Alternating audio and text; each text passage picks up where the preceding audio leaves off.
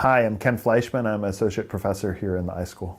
So my undergraduate background is in computer science and anthropology. So you might think that's an unusual double major. My two advisors certainly thought so. I went to see my anthropology advisor, told him I was double majoring in CS, and he got so excited. We've got all of these ethnographic data sets that you can manage the databases for us. That's going to be great. Manage all this field data. And I was like, okay, that sounds, at least you're excited, but it wasn't really what I want to do in my career. I went to see my CS advisor, said, oh, I'm double majoring in anthropology. He said, well, it's nice to have a hobby. So it didn't seem like, both of those were great training for me, but I wanted to find an interdisciplinary space that allowed me to pursue my interests. So I did my master's and PhD in the field of science and technology studies. STS is interdisciplinary area. It's basically social science and humanistic approaches to understanding the relationships among science, technology, and society. And specifically, I focused on IT and society. So STS was a great training for me. I benefited a lot from it. But one limitation that I saw in the field was that it wound up being a lot of preaching to the choir and not enough outward dissemination of ideas and real-world impact. So I wanted to go to a field where I could have a direct, immediate impact in the world, both through my research and through my teaching. In particular, on the teaching side, I wanted to be able to make a direct impact on professionals who were out helping people in the world today. So being in an iSchool where I'm helping information professionals, whether they're working in libraries and archives, in UX jobs, in IT companies, or what have you, a wide range of different areas that our graduates go into. They're actually making a real difference for their users. And so I get to see the immediate light bulbs go off and very great placements and great careers that they have afterwards. It's a really nice thing to know that what they're learning in my classes they're able to actually apply in the real world to help other people. So my research focuses on the role of human values in the design and use of information technologies. So values are basically what you consider important in life. So you could say that I do information ethics, but it's ethics from a descriptive perspective rather than a normative perspective.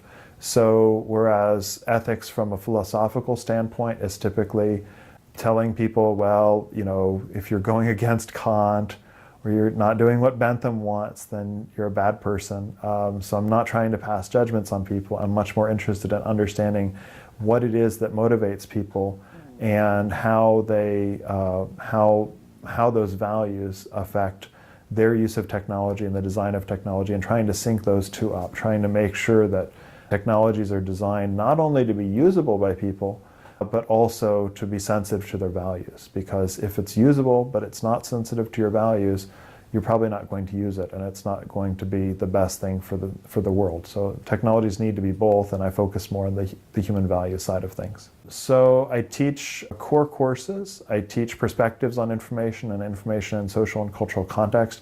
I try to keep those very dynamic. Those are basically survey courses, though they explore a wide range of aspects of our very interdisciplinary field.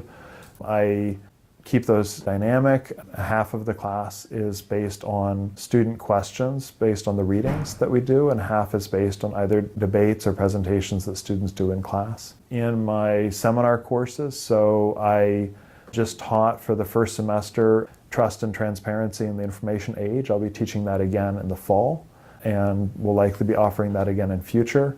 I'm also going to be offering in the fall my Information Ethics course, which I've taught previously. Trust and Transparency in the Information Age course, we look at the role of transparency, trust, and human agency in a wide array of different aspects of life, from government to sports to reality television, medicine, a wide array of different aspects of the world around us, and understanding how transparency is important to be able to provide informed trust, because without transparency you can't make informed trust judgments, and those informed trust judgments then can form part of the basis of agency, of being able to have the freedom to choose and to make choices that will affect the outcomes for you. So then the other course, Information Ethics, is not about trying to turn a bad person into a good person. It's an elective course, so We only have good students here anyway. My goal is on making sure that students who have good intentions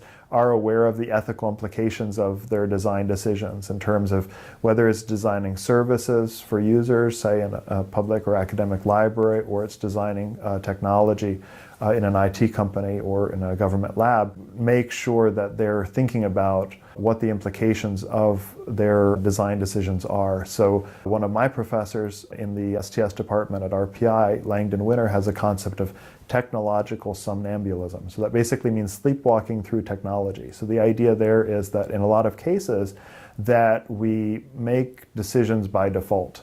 We do things because that's the way it's done, because that's the way I learned it. And I want us to push beyond that. I want us to think about what are the different ways that we could design technology, and how can we make sure that when we're confronting a ethically laden choice, and I see just about any design choice as having some potential implications and differential implications that might benefit some users, hurt other users, and thus are ethically laden, that we're making those decisions consciously, and that we're not just thinking about ourselves, we're also thinking about the end users, which ultimately is going to result in a product that's better in the sense of, to me, morally and ethically better, but it's also going to be better in terms of being more marketable, to be able to retain people as users and build long-term relationships with users or customers or clients or patrons, depending on which information organization you're working in. So I think it's very important to be thinking about what people value and trying to design IT services and technologies to be sensitive to and cater to those values.